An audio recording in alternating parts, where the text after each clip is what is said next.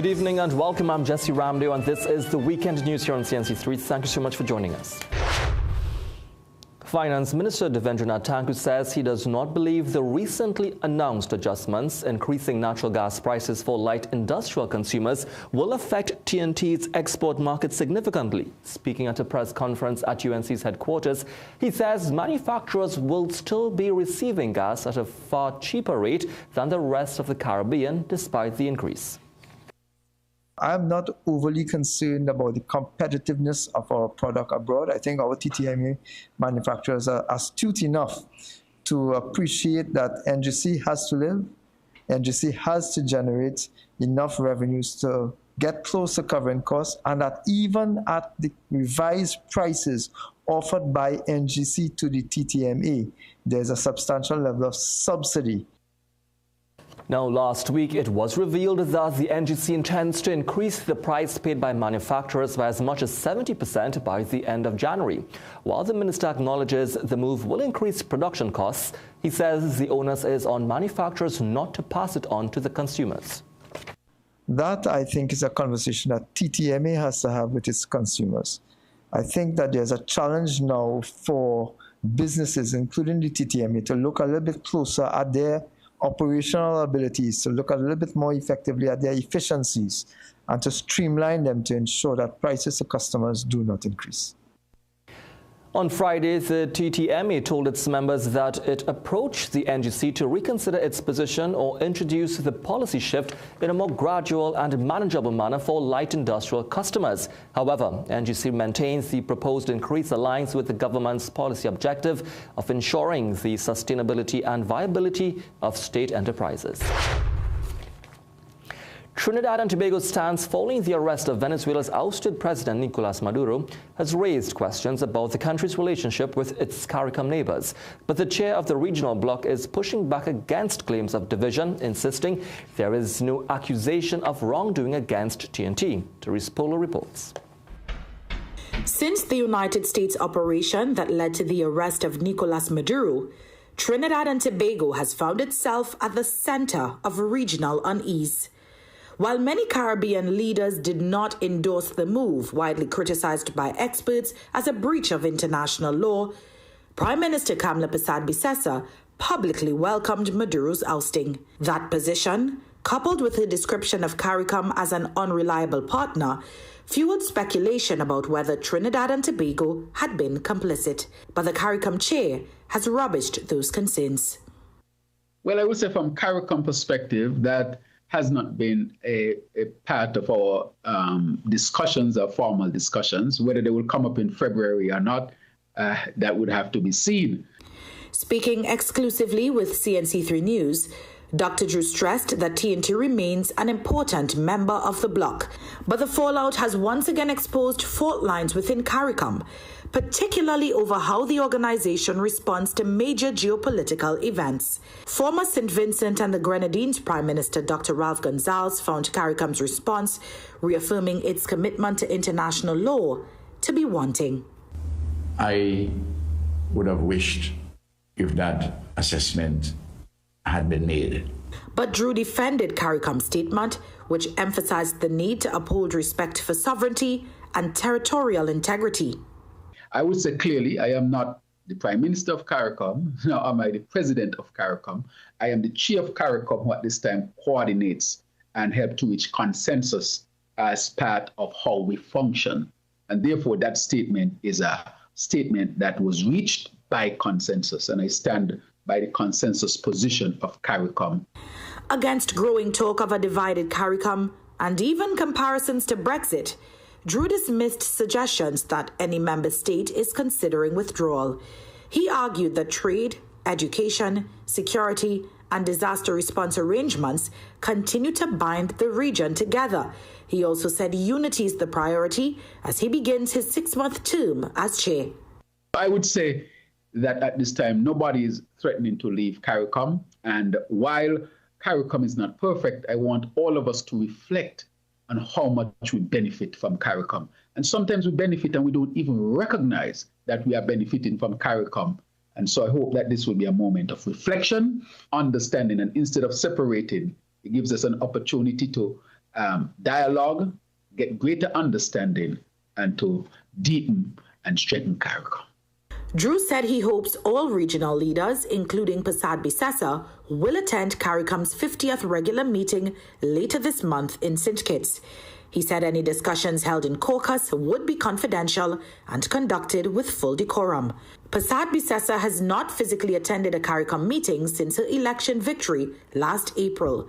But with regional tensions high and global powers exerting pressure, Drew says the moment calls for deeper integration, not fragmentation. Doris Polo, CNC3 News. Minister of Rural Development and Local Government Khadija Amin is doubling down on Prime Minister Kamla Prasad Bisesa's statement that the $2.1 billion allocation to regional corporations is more than enough. Also speaking at today's UNC press conference, Amin says PNM corporations must be more productive with the funds they have received. She says the PNM corporations received $181 million more than UNC corporations this fiscal year. But Dago Martin Mayor Akila Glasgow-Warner shared a graphic to her social media pages showing that PNM areas such as Arima received over $12 million less this year. Dago Martin's budget was reduced by $6 million. Political analyst Dr. Shane Mohammed says different regional corporations have different geographical sizes and responsibilities. He says the PNM's largest electoral districts are Tunapuna, Piako, and Port of Spain.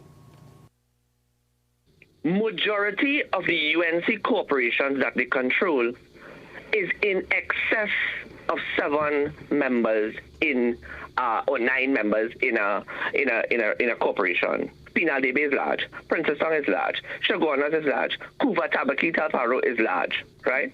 You have to understand that you are servicing a larger proportion of people. Now, Glasgow-Warner also criticized the tone of the Prime Minister's message, stating that it was deeply disrespectful and seeks to divide local government along political lines. She also says when a government publicly labels corporations, threatens to withdraw funding, and speaks loosely about replacing entire functions, it is workers' livelihoods that are at risk. However, Mohammed disagrees and said the Prime Minister's message was not unreasonable. Political analyst Dr. Bishnu Raghunath shared a similar sentiment. She's taken a very hands-on approach in dealing with some of these issues and raising some of these concerns. And I am not going to challenge or support her.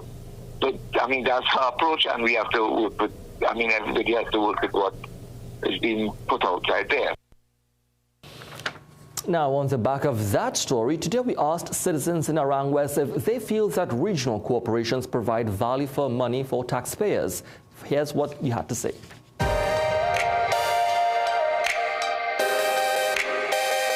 I think what we need to realize is part of the problem is that we are part of the problem. People don't do the work. They're being paid for 8 hours work and they don't work 8 hours. We have a rat and cockroach infestation for as long as I could remember. Administration come, administration go, you see all the fanfare, you hear all the promises. There is nothing done. What you observe is that if they have an 8-hour shift, we're not sure if we gain value in that context. Not quite. So far they trying to reinstate all these things, but not at the pace we want to see that right now. Maybe a 50-50 in terms of certain districts are working. I could be wrong. People have been complaining about how they have to be fixing their suspensions on a regular basis. That comes out of the lack of duty of care that the regional corporations have for us. Let's take a quick commercial break. More for you up next. Get the best back-to-school specials at Southern Food Baskets. Gala apples, 10 for $20. Tyson chicken leg quarters, 11 pounds, $94.95. Sunland chicken breast, 4 pounds, $94.95. Forte Frost straight cut fries, 2 for $69.95. Swiss Spouch ketchup, 2 for $19.95. Swiss macaroni and spaghetti, 400 grams, 4 for $19.95. Swiss lasagna, 2 for $23.95. Aquapure, 330 ml, 5 cases for $90. Offers available while stocks last. Welcome to Holiday Inn Express and Suites. Do enjoy, Stacey. You want some coffee? Can I have a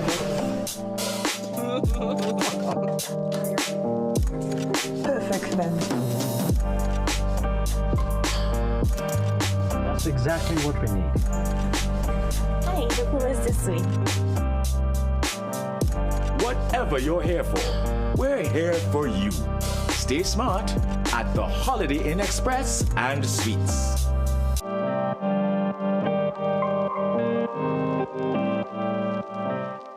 Visit Tire Clinic Marketing, New Truck and OTR Tire Service Center at number 30 and 32 Montrose Main Road, Chabonas. Call today at 665-8973 or 672-3419. Alignment services available. Tire Clinic Marketing, Truck and OTR Service Center. A tire for every need. Southern Food Basket. Quality food to fill your basket. Get it all at Southern Food Basket. Fresh goods on every aisle with best prices.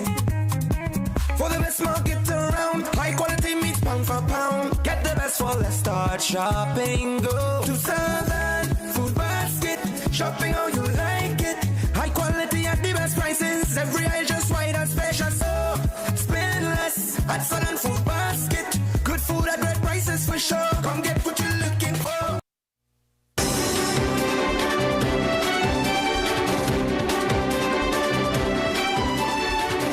Welcome back. Last October, Finance Minister Devendra Natak announced the termination of the Unemployment Relief Program. Since then, CNC3 News can confirm that police have questioned people in connection with a report submitted by Minister Khadija Amin on the matter. In December, CNC3 News obtained a list of contractors and individuals provided by the ministry through a Freedom of Information Act request. The documents revealed large payments to a late criminal, as well as senior police officers and the Trinidad and Tobago Police Service. For more than a decade, Sharon Sugdeo ran a criminal enterprise comprised of car theft, drug dealing, murder, assault, kidnapping, and money laundering. And the millions he obtained were flaunted with pride. But despite his reputation, he was never convicted. Instead, his reign ended in March 2018 when he was shot dead. But his CNC3 News investigation can reveal that part of his reign was financed by the Unemployment Relief Program. According to URP documents, revolving real estate and promotions owned by Sugdeo and a close female relative was paid close to $400,000 in September 2018. The type of service offered was not revealed in the documents. When contacted for comment, the URP program manager under the PNM, Indar Parasram, denied knowledge. He said, quote, "Nah, we never had anything to do with that. We never gave a contract for that. What could have happened is that with contracts ending in 2015 with the general elections, the UNC gave up millions of dollars in contracts where they never had anybody sign off on it," end quote. Local government minister Khadija Amin rubbished his claims, calling on him to apologize. She said, quote, "We have had cause to send some files to the fraud squad. Persons have been questioned by the police in their investigations. Certain annual audits that are required by law will be done, and where necessary, further reports will be made to the TTPS," end quote. And not only did criminals receive large payments, but so too did senior police officers and certain TTPS divisions.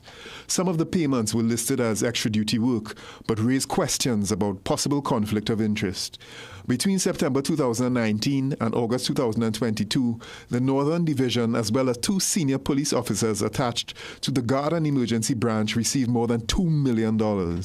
A senior officer of the TTPS Guard and Emergency Branch received payments in September 2019 totaling $318,312. A second senior officer attached to the GEB was paid another $364,538. A retired senior police officer said he was not aware whether the payments could have been part of a clandestine arrangement. He said, quote, "All I can tell you is that anybody can use the police service to get officers to work extra duty. If they are in the area and a threat exists, they will in fact go and pay for the police officers to work and carry out that duty," end quote. Meanwhile, former Commissioner of Police Gary Griffith told CNC3 News that extra duty was a major source of corruption during his 3-year tenure. Joshua Simangal, CNC3 News. Now, police are investigating the death of a woman found at a Papari Road Barakpur home this morning. Neighbors say they saw Meryl Sabesa drinking coffee on her porch 6:30 this morning. But when family came hours later, they found her dead in her bedroom. Her car, a Nissan Tida, was missing and the back door of her house was open. Police say an autopsy is needed to determine the cause of death. And a 37-year-old man collapsed and died this morning at the Soca Till Sunrise Fete at O2 Park in Chagaramas.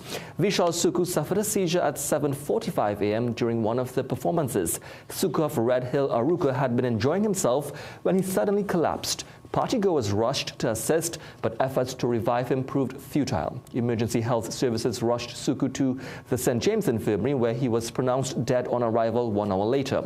Police confirmed a packet of non-prescription pills was found on his body, but were unable to say what type of pills they were and if he had in fact consumed any.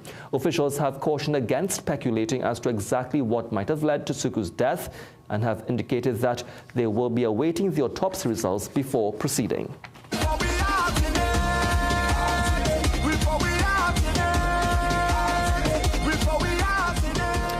So for 23 years, St. Mary's College's Fete with the Saints has been considered one of the high points of the carnival calendar.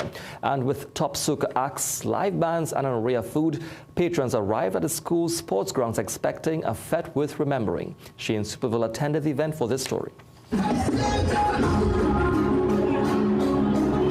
There was little time to rest for patrons of CIC's Fete with the Saints on Saturday night as a battery of high-octane performances kept Fete-goers grooving into the early morning.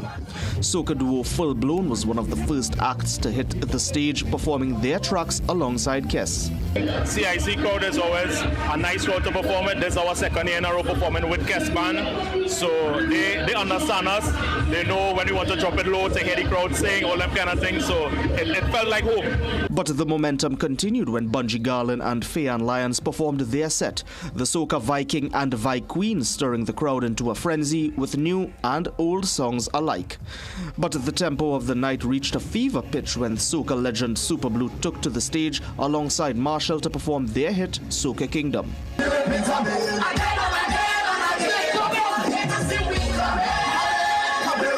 Following his hour and 20-minute-long performance, Marshall told reporters about the special significance of his song for this year. These lyrics mean everything to us. The real thing about the start, you know, they say you could decide where to start your life. Today is the first day of the rest of your life, and Encore is about that for me, you know. You're only as good as your last performance. That performance, if I have no other, I'm satisfied with that one. But the performances weren't limited to artists on stage, as colourful characters in every shape and size mingled with patrons in the crowd. And with various delicacies available, patrons had their fill of T&T's culture in more ways than one. Chairman of the Fete Committee Roberto Ramirez told CNC3 News that despite earlier challenges due to heavy rains, organizers worked together for the finished product. I think everybody pulled together and we were able to put things together and pull off the event tonight without much people noticing the problems that we had to go through. From general to VIP and even backstage, the vibes and energy was felt throughout the venue, leaving everyone with a memory they won't be forgetting anytime soon. Shane Superville, CNC3 News. All right, thank you so much, Shane. Still to come in sport, TNT's Under-17 girls football team take on Curaçao in their opening match of the CONCACAF Under-17 Women's Championship. Dress like you mean business. At The Working Woman, we bring you stylish, professional looks made for the modern woman. From casual to formal workwear, we've got your professional wardrobe covered. Get the best back-to-school specials at Southern Food Baskets. Anchor cheddar and vegetarian cheese, 250 grams, 2 for $44.95. Golden brand margarine, 227 grams, 3 for $19.95. Wings, 1 kg, $29.95. Protect soap, 3-pack, $18.95. Colgate Great Regular Flavor, 4 ounces, 2 for $29.95. Soft and Pretty bathroom tissue, 12-pack for $18.95. Offers available while stocks last. When there's a high tide, it sweeps everything along with it. Your brother is a good man, son. Give him a chance. I'm going to kill him. He'll come back to me. I'm sure of it. Uh-huh. Meanwhile, my marriage is failing. The only thing you've done in your life was to choose her. I pronounce you legally married husband and wife. Love turns deadly, and secrets refuse to stay buried. Telenovelas are back on CNC3 with the explosive drama Cabo, premiering this Sunday at 8 p.m. only on CNC3.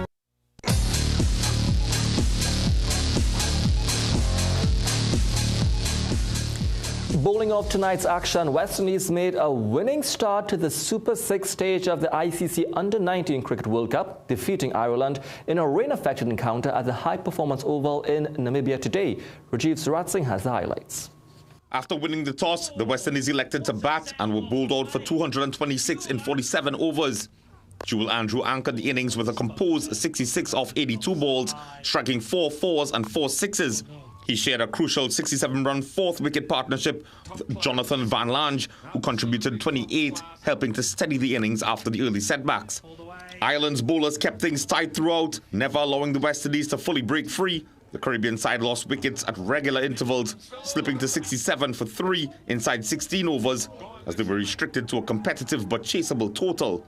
In reply, Ireland began steadily, reaching 47, before losing their first wicket when Freddie Ogilvie fell for 14. Opener James West top scored with 45, hitting 8 fours, while Robert O'Brien added a patient 26 from 50 balls. However, West Indies spinners tightened their grip as the innings progressed. Spinner Micah McKenzie produced a match-winning performance, claiming 4 for 36 from his 10 overs, including the key wickets of Bates and O'Brien. Laws supported well with 2 for 41 as Ireland slipped to 164 for 7 after 40 overs. Persistent rain then brought an abrupt end to the proceedings. With no further play possible under the DLS method, the West Indies were declared winners by 25 runs. McKenzie was deservedly named man of the match. The West Indies will now face Australia on Wednesday in a crucial Super 6 encounter. Rajiv Suratsingh, CNC3 Sport. To football news now, USA-based Jade Jones scored a goal and provided an assist as TNT's under-17 girls football team battled to a 2-2 draw with host Curacao in their opening match in Group F of the CONCACAF Under-17 Women's Championship yesterday. Here's more. TNT's girls were frustrated in the first half, having several opportunities missed. And after a goalless first 45 minutes, the hosts made them pay, going ahead in the 53rd minute, striker Jacelyn Jubitana pouncing on poor defensive play from TNT and smashing home from a distance. However, that lead only lasted 6 minutes as midfielder Jade Jones of FC Star Blue in the USA smashed a rocket of her own to equalize for the visitors. And with 10 minutes left in the contest, Jones turned provider for fellow USA-born player Sanny Wilson of Florida United RO. TNT ahead for the first time on the night and within sight of an opening win. But it was not to be for coach Ayanna Russell and her charges, as 3 minutes later Jubitana teed up Nocento for Curaçao's dramatic late equalizer, getting back on even terms 2-2. Both teams then failed to find a winner and had to settle for a share of the points. Next up for TNT girls will be Barbados on Wednesday. Rajiv Suratsingh, CNC3 Sport. Congratulations to our young ladies. To TNT Premier League football now. Point Fortin Civic climbed off the bottom of Tier 1 table with a crucial 2-0 victory over Caledonia EIA yesterday at the Mani Ramjan Stadium. After a scoreless first half, Odika Peter Ash broke the deadlock in the 67th minute, giving Civic a deserved lead. Jeremiah Niles sealed the result 5 minutes from full-time as Point Fortin recorded just their third win in 14 matches, lifting them to 10 points, level with 10th placed FC Eagles. Caledonia EIA, meanwhile, continues to struggle near the foot of the standings. The other scheduled match between 1976 FC Phoenix and FC Eagles was postponed to a later date. In English Premier League action, Matheus Cunha struck a sensational late winner as Manchester United came from behind to beat Arsenal at the Emirates Stadium, dealing a major blow to the Gunners' title hopes. Rajiv Suratsingh has the highlights. The visitors carried that momentum into the second half and went ahead 5 minutes after the restart when Patrick Dogu unleashed a fierce half volley from 20 yards that crashed in off the crossbar. Excellent performance. And to the Arsenal supporters in our newsroom and across the country, please accept my sympathies. It's now time for a quick break. More for you up next. Get the best back to school specials at Southern Food Baskets. Gala apples 10 for $20. Tyson chicken leg quarters 11 pounds, $94.95. Sunland chicken breast 4 pounds, $94.95. Forte Frost straight cut fries 2 for $69.95. Swiss Spouch ketchup 2 for $19.95. Swiss macaroni and spaghetti 400 grams 4 for $19.95. Swiss lasagna 2 for $23.95. Aquapure 330 ml 5 cases for $90. Offers available while stocks last. We reached over 90 plenty. We're nearing that 100, which is definitely an achievement. Men probably don't like restrictions. So it's every day something with me then. What is my mental and emotional state like?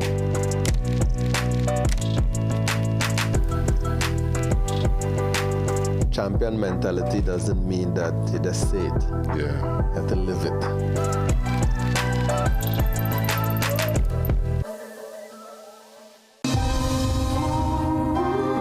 Walter and I are very worried about you. Mom, I just had to get away from all that chaos. By going back there to Sully's, it's a mistake. Then it's my mistake to make. I didn't believe it when I heard you were back. That woman over there, she seems awful full of herself. You know her? You might say that. How long you planning on staying this time? Not sure, Dad.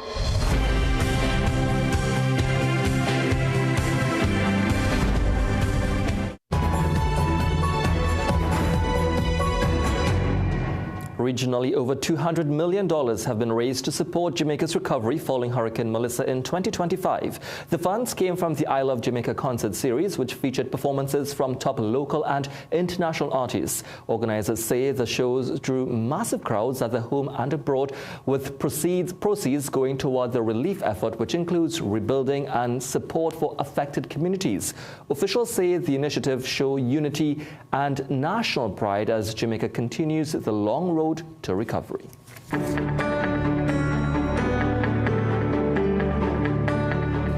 And now for a look at tomorrow's weather forecast. The Met Office says sunny and breezy conditions with a few cloudy intervals, and showers are expected during the morning and early afternoon. There is a low chance of isolated heavy showers.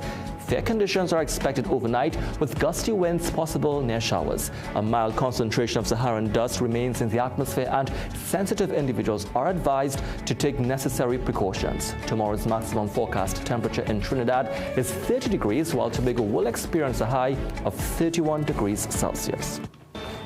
Well, with that, we've come to the end of the weekend news here on CNC3. On behalf of everyone attached to the program, do enjoy the rest of your evening.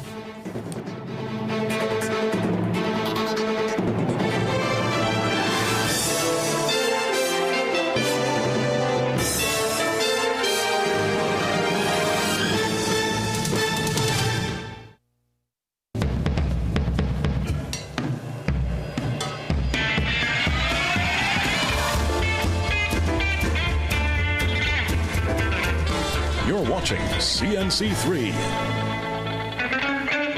Education